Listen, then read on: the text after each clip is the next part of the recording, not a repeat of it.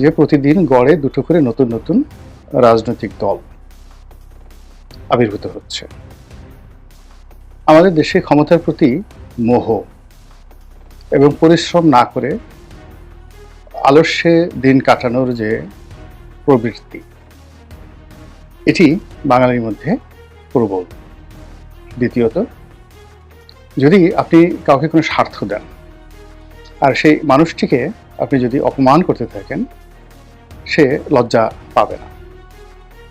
এমনকি তার সঙ্গে যদি পশুর চাইতেও নিকৃষ্ট ব্যবহার করে তাকে কোনো পদ দেন, পদবি দেন, অর্থ দেন, ঘুষ দুর্নীতি করার সুযোগ দেন, তাহলে অনায়াসে আমাদের দেশের যত লোক মেনে নেয়, পৃথিবীর সভ্য দেশগুলোতে এটা হয় না। ওদের একটা সাকসিয়ত থাকে, সভ্য দেশের একটা সাকসিয়ত থাকে, একটা উদ্দেশ্য থাকে, সাবজেক্ট থাকে, একটা লক্ষ্যবস্তু থাকে, একটা গোল থাকে।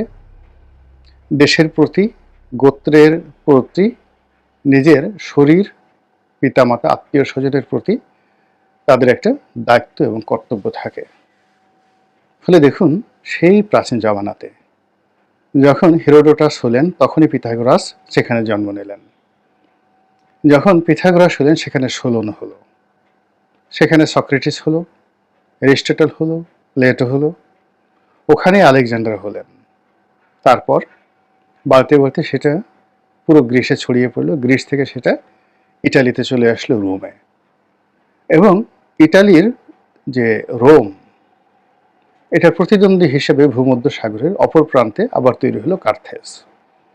সেই কার্থেজে তৈরি হলো হানিবল, তৈরি হলো হামিলকার বার্কার মতো বিশ্ব কাঁপানো মহাবীর। কার্থেজ মানে আজকের যে তিউনিসিয়া, সেখান থেকে আপনি এগুলে আপনি দেখবেন মরক্কো আছে। এখানে তৈরি হলো উমর ইবনে হাফসুন। এবং তিউনিসিয়াতেই পৃথিবীর প্রথম বিশ্ববিদ্যালয়, অক্সফোর্ড কেমব্রিজ নয়, তিউনিসিয়াতেই পৃথিবীর প্রথম বিশ্ববিদ্যালয় তৈরি হয়েছে। মানে মরক্কোতে মার্কাস বিশ্ববিদ্যালয়। তারপর চলে যান মিশরে, সেখানে কত বড় বড় মানুষের জন্ম হলো।